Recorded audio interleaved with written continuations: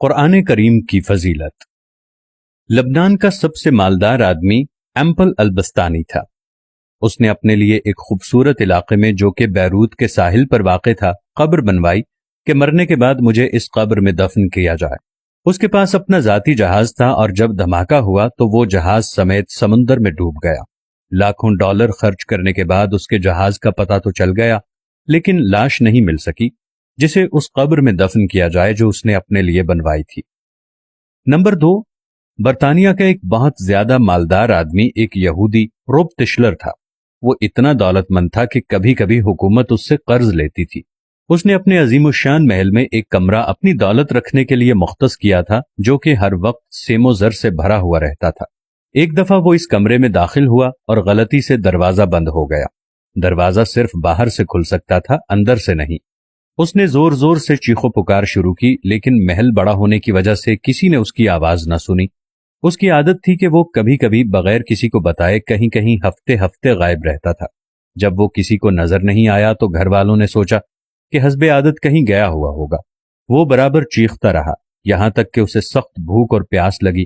اس نے اپنی انگلی کو زخمی کیا اور کمرے کی دیوار پر لکھا، دنیا کا سب سے مالدار آدمی بھوک اور پیاس سے مر رہا ہے۔ اس کی لاش کہیں ہفتے بعد دریافت ہوئی۔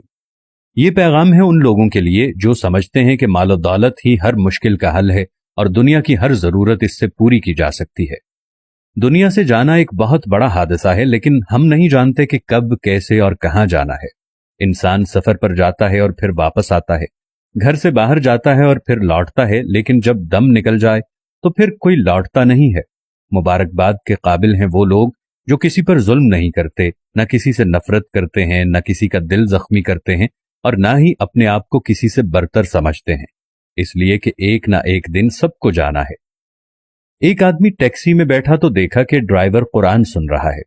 اس نے پوچھا کہ کیا کوئی آدمی مر گیا ہے؟ اس نے کہا ہاں، ہمارے دل مر چکے ہیں۔ قیدی اس لیے قرآن مانگتا ہے کہ قید تنہائی میں اس کا ساتھی بنے۔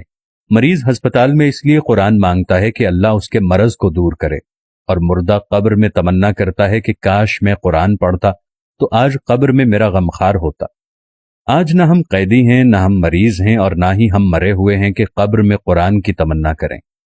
قرآن آج ہمارے ہاتھوں میں ہے، آنکھوں کے سامنے ہے، تو کیا ہمیں اس بات کا انتظار ہے کہ ہم ان مصیبتوں میں سے کسی ایک مصیبت میں گرفتار ہو جائیں اور پھر قرآن کو طلب کریں؟ اے اللہ، ہمارے قرآن کو ہمارے دلوں کی بہار، سینوں کا نور، عیوب کی پردہ پوش، نفوس کا مددگار، قبر کا ساتھی اور روز محشر میں سفارشی بنا دے، اور ہمیں قرآن پاک کے حقوق ادا کرنے کی توفیق عنایت فرما دے۔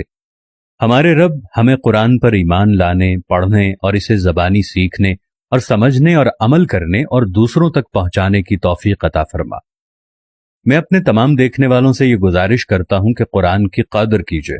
قرآن کو اپنے گھر کے اوپر والے الماری کے حصے میں رکھنے کی بجائے، کپڑے میں لپیٹ کر رکھنے کی بجائے، اپنی زندگی میں اسے نکال کر روز کا 1-2 صفحہ ضرور پڑھیں تاکہ قیامت والے دن قرآن ہماری شفاعت کا باعث بن سکے۔